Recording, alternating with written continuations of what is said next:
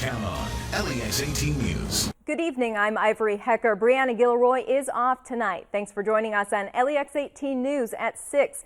We have several breaking news stories to get to, but first, it was another hot and humid day, and now storms are once again pushing their way into the LEX 18 viewing area. Let's start things off with Melissa Nord. She's tracking what to expect for the rest of the night.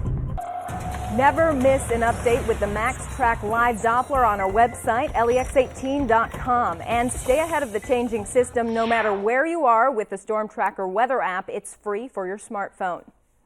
We're tracking some breaking news out of Scott County. Police and fire crews are on the scene of a deadly crash along I-75 in front of a way station near the 130-mile marker. LEX 18's Evan Gorman is live from the scene with the latest. Evan.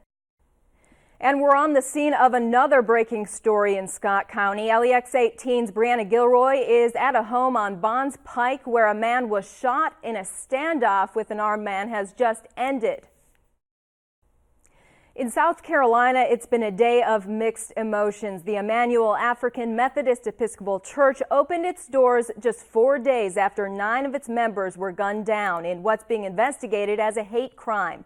Members of the congregation and many others sang and prayed, and not just for the victims and their families. Brian Moore has the LEX 18 big story at 6.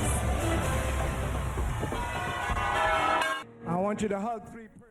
Churches across the country took time today to mourn the 9 killed. That includes 2 churches here in Lexington where the pastors knew 2 of the victims.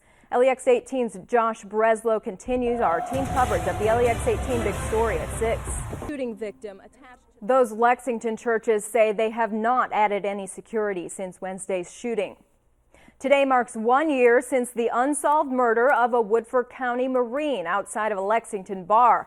On June 21st, 2014, police say Jonathan Price and his wife Megan were leaving Austin City Saloon when they were robbed and shot. Megan survived, but her 26-year-old husband died from his injuries. Police described the gunman as a black man with shoulder-length dreadlocks. The other man involved was said to be a black man with an average build, 5'7" to 5'9".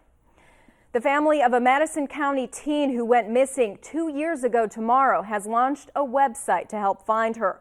That site, findbrookefarthing.com, has all of the information on Brooklyn Farthing's disappearance.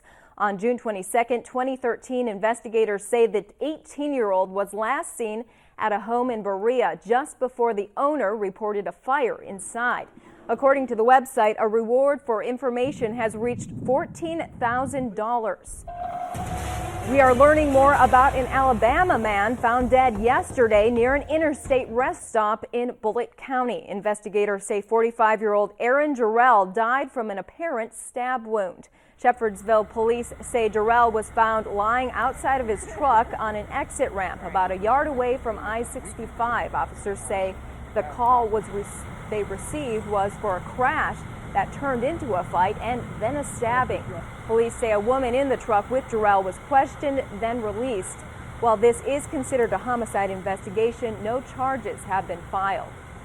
A call to a Lexington gas station overnight led police to a stabbing victim. Officers say they showed up at the Shell station on Richmond Road where they found a man with stab wounds. According to police, the man told them he was stabbed in front of the club Noah Noah on Woodhill Drive.